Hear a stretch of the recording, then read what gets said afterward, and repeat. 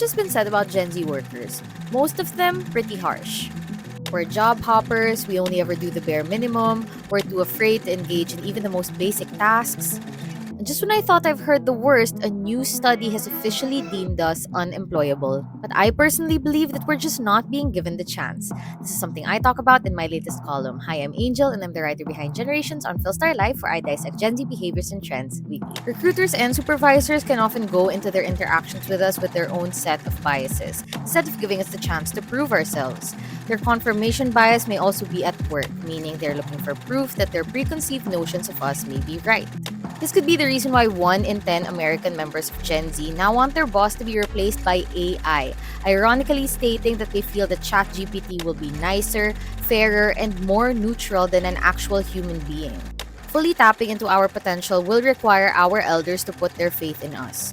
Gen Z employees are likely to stay with companies that invest in their development, provide opportunities for growth, and align with their values. This can look like giving us ownership over high-stakes projects and allowing us the agency to execute in fresh ways. After all, whoever enjoys being told what to do? We learn best when we realize for ourselves what we've picked up from a project through rounds of failure and experimentation. Bosses can also embrace our strengths instead of trying to change what they deem as undesirable. Because frankly speaking, what others see as wrong can sometimes just be different.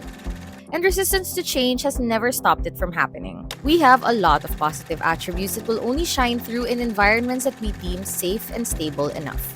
In a recent study, Susie Welch, a professor at NYU's Stern School of Business, found that only 2% of Gen Z hold core values that companies search for in new hires: achievement, learning, and an unbridled desire for work.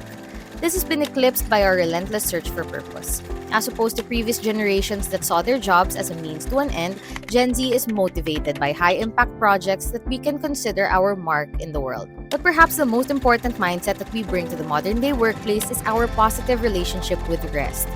True, we're not always the most conscientious in using up our mental health days, but our ability to draw boundaries and push back against unfair hours and pay is something our elders weren't always free to do, and thus, some frown upon until today. Before we know it, Gen Z will be the ones in boardrooms making decisions and determining a company's overall direction. While I don't claim that we should be immune to critique or that we're completely indispensable, all we ask is for our bosses to realize one thing: they have just as much to learn from us as we have to learn from them.